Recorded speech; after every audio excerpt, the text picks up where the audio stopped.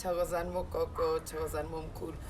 I think I need a new production team to be doing this because every week I get streamed. Somebody who's behind the camera is different people all the time because I do the streams different places. Where am I on this Tuesday afternoon? I am home in Sekailami in Cosmos City. This is where I'm based and this is where I also practice.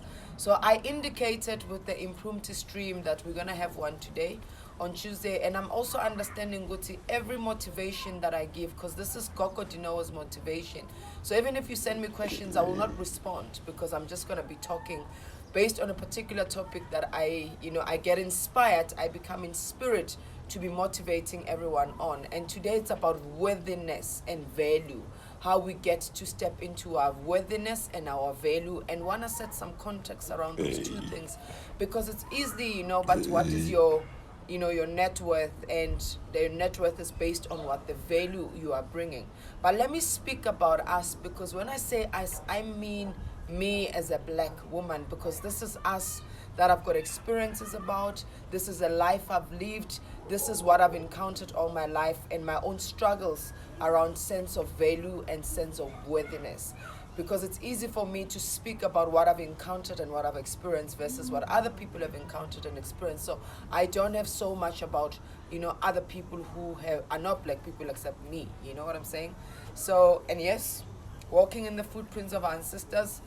Gogo Busi, I think is it underscore or upscore or some score Tando underscore on Instagram sells these things. You always see me with the Sangoma t-shirts and you ask me where to get it. Busi Tando makes these beautiful things because I think it's amazing, because I feel like also my work is walking in the footprints, continuous footprints of the ancestors, because they've paved this way.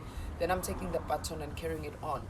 But back into worthiness and value, we need to understand that as Africans, or as black Africans, historically our sense of worthiness was destroyed from the very, first beginning, when our own identity was seen as problematic. So the fact that your own skin color was a problem, your nose, your hair, your body, like everything that has to do with how you look, even how we talk, because sometimes we even diss each other about how we're speaking. If somebody speaks English and but it's poshed up, we do memes and things like that, but we never would do it with other people who speak our language and don't know how to speak it properly. So when you are a child from your mother's womb, between 0 and 2, there's a high level of understanding. You are worthy, you are deserving of everything. That's why when you're a kid, when you want your milk, you want your milk. Nobody's going to tell you otherwise, because you are deserving and you are worthy of that nourishment and that milk. When you're a child, you are worthy, you are deserving. You are living in purity and in pure essence of self-love, because you even suck on your own toes. Have you seen when you were babies, you put your whole toes, because you understand every aspect of who you are is worthy, right? Some of us also ate some things when we were kids. Like if a child comes and they've made number 2, they would wipe it, and because every aspect of themselves they celebrate. But by the time they get to the ages of 2, where they interact with adults and we start to rationalize things, we start to define some level of their worthiness for them. Because the minute they start to do wrong, when we shame it, when we criticize it, or Rabona, what are you doing? This is foolishness. Why aren't you like this? Why aren't you like this? We start to lose that, because then we start to believe and feel that our sense of worthiness has to come from the world's validation.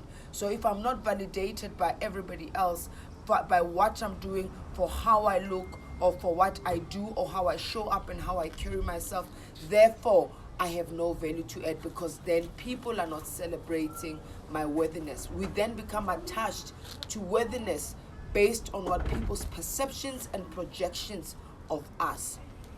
I hope you're following me, because we come and we have lived into a world that our own sense of worthiness and our own value becomes determined by other people except ourselves. We have allowed people to tell us, what is beautiful enough, what is good enough, what is intelligent enough, what makes you. So you are only worthy if you have a stable partnership. You are only worthy if you've got a profession that seems reputable. You are only worthy if you are X and X and X. But the minute you start not to conform and fit into people and societal boxes, there's a lot of criticism that comes across. So we have lost a lot of our sense worthiness, because the minute you lose your worthiness, then you feel a sense of, I don't have any value to add. So that's why, as Black people, sometimes it becomes very difficult for us to see value in what Black services providers would give us, because we come from a psychological belief systems that anything else that is Black serviced, it is secondary. So that's why when somebody who is Black sometimes is doing something great, we question it and we doubt it, and we confront it with so much criticism. Sometimes it is not even about you. It's just the psychology that we are carrying as the Black race around our own worthiness. Like, but how can this one be like this? And that's why it's difficult even when our own have come to a place of credibility to pull others up with them, because they want to hold on to that value alone, because you are special, you made it, you're the first one to do this, you know what I'm saying. And that's why when things sometimes that we give birth to, even though those things are great, they will be questioned. That's why it's difficult for people to accept that African spiritual healers can be successful, because that then says how there is worthiness in Blackness, because we are not accustomed to anything that has a holistic Blackness into it that can be celebrated and seen as value. That's why we would not want to come and pay for a consultation, because we are still doubtful of the value that we are contributing to each other's lives in the fields of practice that we are going into. It's not only about ubungoma, because even when you go and we seek services from our fellow brothers and sisters, we will want to negotiate it down, and don't understand by doing that we are actually depreciating their value. So the value of the service in which they need to provide for us becomes limited than the value that other people can provide to you, because you have seen worthiness, so you have put the money where you see the worth, but you don't see worthiness. So you would negotiate no mama otengisa ama apula estrateni for apple I get 2 rand, but so mama ya 2 rand, 2 rand, it's expensive, make it 150, make it 1 rand, and realize that you are taking away this person's profits, that it's taking away again their business, that then tomorrow they will have to sell you things that are of less value than you would be wanting them to sell them, because you have short exchanged.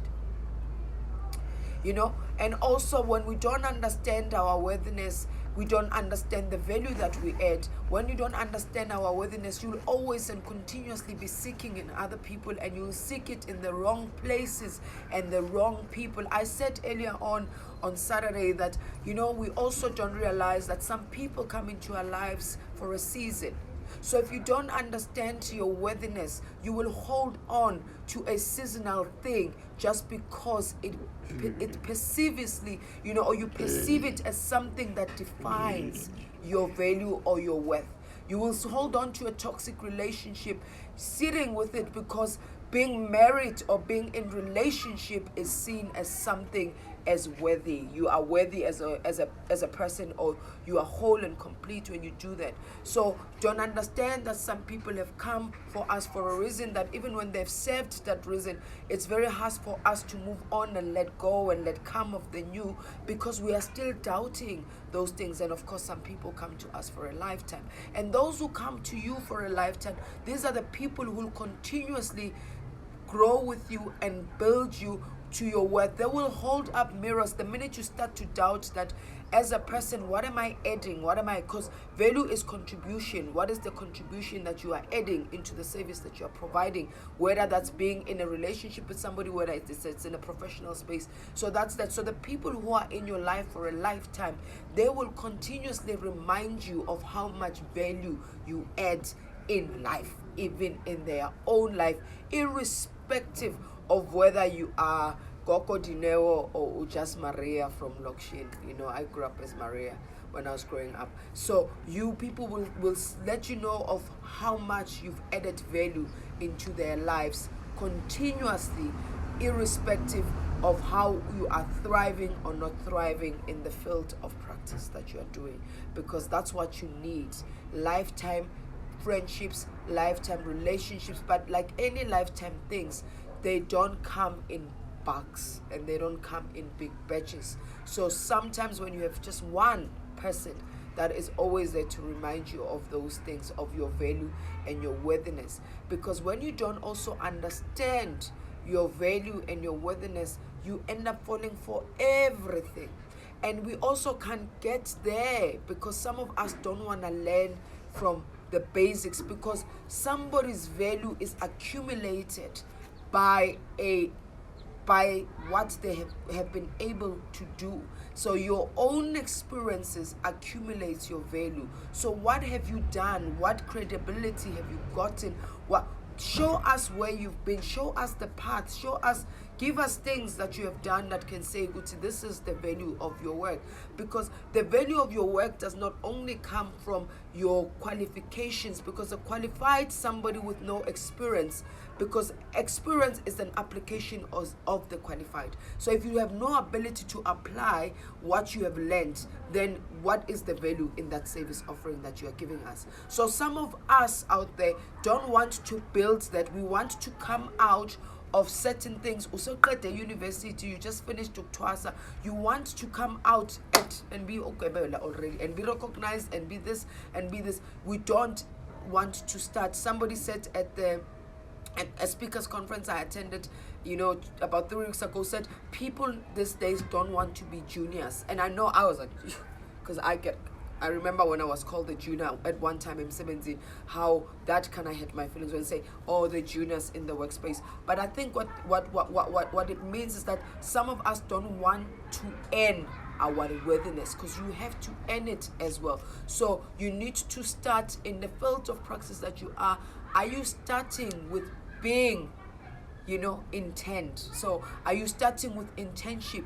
Because internship builds your intendedness. It builds the intent in the field of practice in which you're going into. So some people just want to go and qualify and think manje you are a know-it-all. When you come out of a pehlweni so funa ukuba namatwasa i6, ube ugobela, ube sanusi, ube nenzunza, ube na yonke into, you have to have all those things. And I use a lot of my of the Sangoma in these teachings, because this is my field of practice. This is a world I know and that's familiar to me, so I can use examples to that work in terms of life examples, because these motivations are not only about spirituality or obungoma. These motivations are also about us. So understand, and a person who doesn't understand who they are, so if you are lost in yourself, it is difficult for you to understand your worthiness. But we are all born whole, complete, and worthy, because with people you will never make everybody happy, irrespective of how great, powerful. We all know not everybody was happy with Malcolm X, not everybody was happy with Steve Biko, not everybody was happy with Winnie Mandela, not everybody was even happy with Jesus. So not everybody will be happy, irrespective of how massive or great what you are doing. So you need to continuously validate yourself, irrespective of what the criticism says. And no one who's doing below you will ever want to pull you down, because it's those who are down there that want you to come down and play in the pig's mud puddle, because this is where they find refuge. People who are busy with their own lives and they're making it and they're slaying it, they have no time to be criticizing other people, because all they ever have is to progress themselves, is to invest in themselves and invest in their own growth, because what they put energy into, that's what they've understood, expands, and they have no time to be dragging people down the mat. So you need to also understand those things, that you cannot think negatively and think you will grow your worthiness. The minute when you're associating yourself with gossip, with things that don't move you towards a certain direction, if uhleli, and all you ever talk about is how bad this person is doing, or how they think they're better than others. Where is the value in that? How is that going to give you a sense of worthiness? Because a sense of worthiness comes from a person who knows and understands their essence and the value in which they need to add, that nobody else in this world needs to tell you you are worthy, but you need to understand you are worthy because you are born with a higher purpose.